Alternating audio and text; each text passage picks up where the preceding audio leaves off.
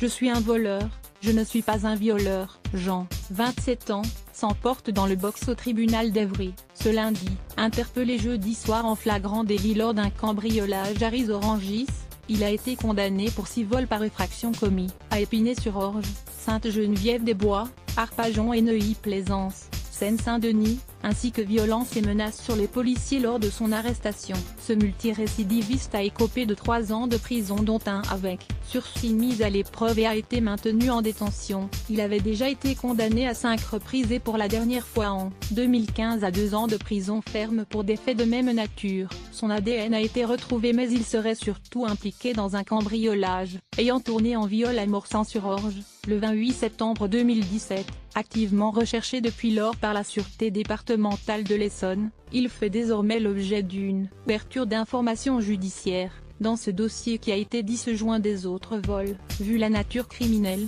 des vérifications complémentaires sont nécessaires, confirme-t-on au parquet d'Evry. Les faits semblent bien étayés. De l'ADN de Jean a été retrouvé dans la maison visitée à Morsang-sur-Orge. Ce soir-là, comme à chaque fois, il brise une fenêtre et s'introduit dans le pavillon. Une jeune femme de 19 ans entend les bruits et se cache au fond de son lit. Aux enquêteurs, elle déclare qu'il a soulevé sa couette et abusé d'elle, relate une magistrate.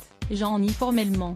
Je suis entré parce que je pensais qu'il n'y avait personne. Il tente de s'introduire dans un logement où se trouve une adolescente, qui a prévenu la police cependant. À Ris-Orangis, jeudi dernier, il sonne à 2 reprises à la porte d'entrée d'un logement où se trouve une adolescente de 16 ans, seule. Elle n'ouvre pas et voit par la fenêtre un homme qui s'approche et fracasse la vitre. Elle a eu l'impression que vous l'aviez regardé, indique la présidente du tribunal. Jean tente de se défendre, je ne savais pas qu'elle était là. Je jure que je n'aurais rien fait à cette fille, assure celui qui a été condamné en 2010 pour une agression sexuelle. C'était sur une prostituée, précise-t-il. Prévenu par la victime, les policiers ne lui laissent pas le temps de pénétrer dans la maison. Le serial cambrioleur s'enfuit par les jardins, puis se retrouve bloqué par une policière. Elle lui demande de s'arrêter, mais il s'avance vers elle. Elle sort son arme, il lâche. « Qu'est-ce que tu vas faire avec ça ?»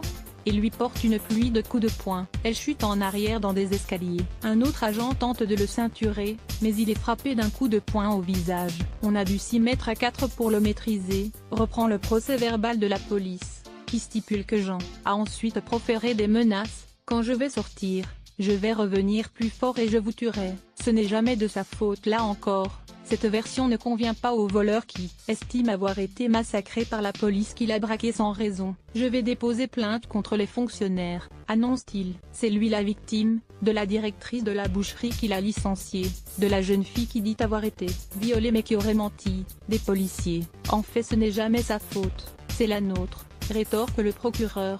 Une main lui a été tendue par le passé avec de la semi-liberté. Maintenant il faut une peine ferme, protectrice pour la société. Lors des 6 autres intrusions pour lesquelles Jean a été confondu par son ADN et son mode opératoire, il a dérobé des bijoux, de l'argent liquide, des vêtements, des bibelots, des ordinateurs, des téléphones portables, des appareils photo, mais aussi une Peugeot 206. Je prends tout ce qui peut me permettre de manger, d'aller à l'hôtel ou de m'en sortir, confie Jean qui assure n'avoir pas de papier, alors qu'il est